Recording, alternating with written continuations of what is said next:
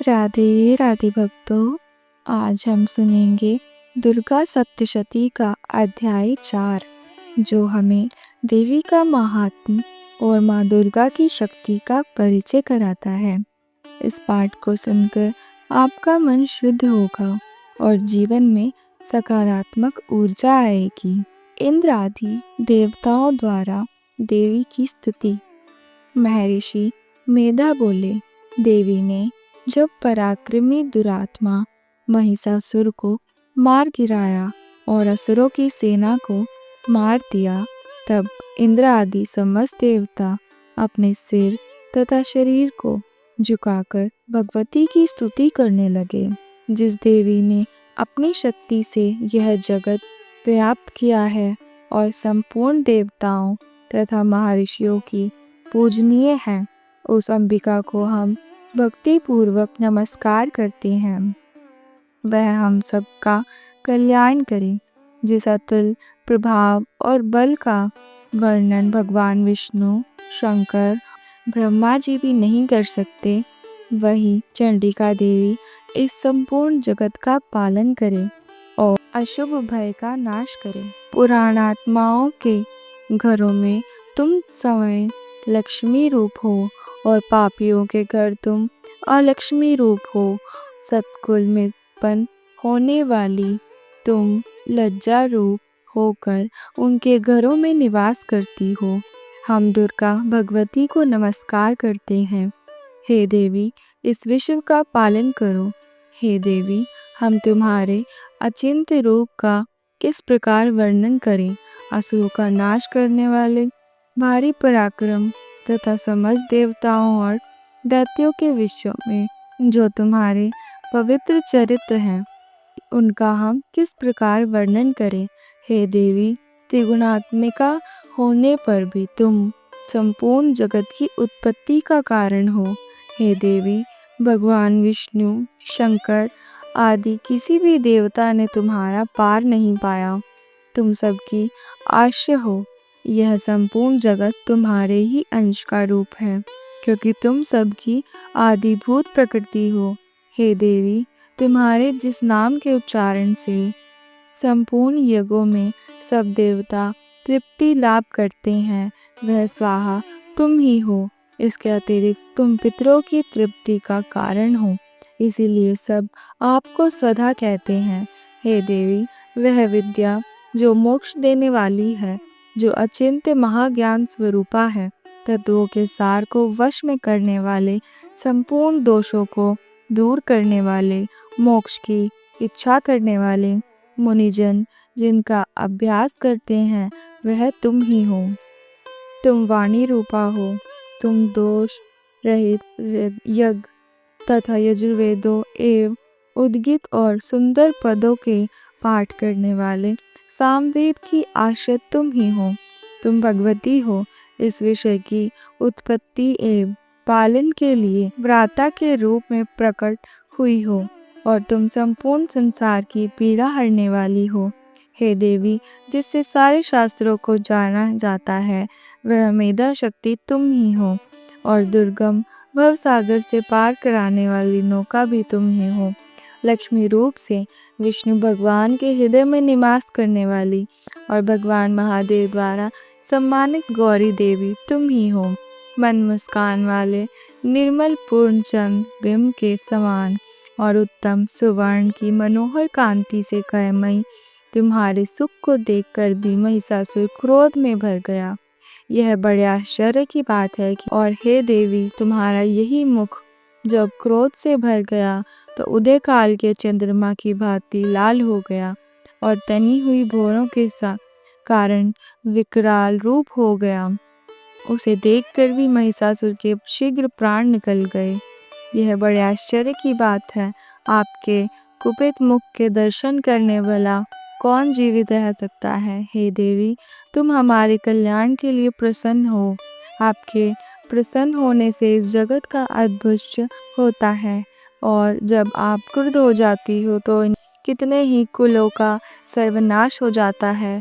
यह हमने अभी अभी जाना है कि जब तुमने महिषासुर की बहुत बड़ी सेना को देखते देखते मार दिया है। हे देवी, सदा अभ्युदय प्रताप देने वाली तुम जिस पर प्रसन्न हो जाती हो, वही देश में सम्मानित होते हैं। उनके धन यश की वृद्धि होती है, उनका धर्म कभी शिथिल नहीं होता और उनके यहाँ अधिक पुत्र पुत्रियां और नौकर होते हैं। हे देवी, तुम्हारी कृपा से ही धर्मात्मा पुरुष प्रतिदिन श्रद्धा पूर्वक यज्ञ करता है और धर्मानुकूल आचरण करता है और उसके प्रभाव से स्वर्गलोक में जाता है, क्योंकि तुम तीनों लोकों में मनवांछित फल देने वाली हो। हे माँ दुर्गे, तुम स्मरण करने पर संपूर्ण जीवों के भय नष्ट कर देती हो। स्थित चित वालों के द्वारा चिंतन करने पर उन्हें और अत्यंत मंगल देती हो। हे दरिद्रा दुख नाशिनी देवी, तुम्हारे सिवा हमारा कौन है। तुम्हारा चित्त सदा दूसरों के उपकार में लगा रहता है।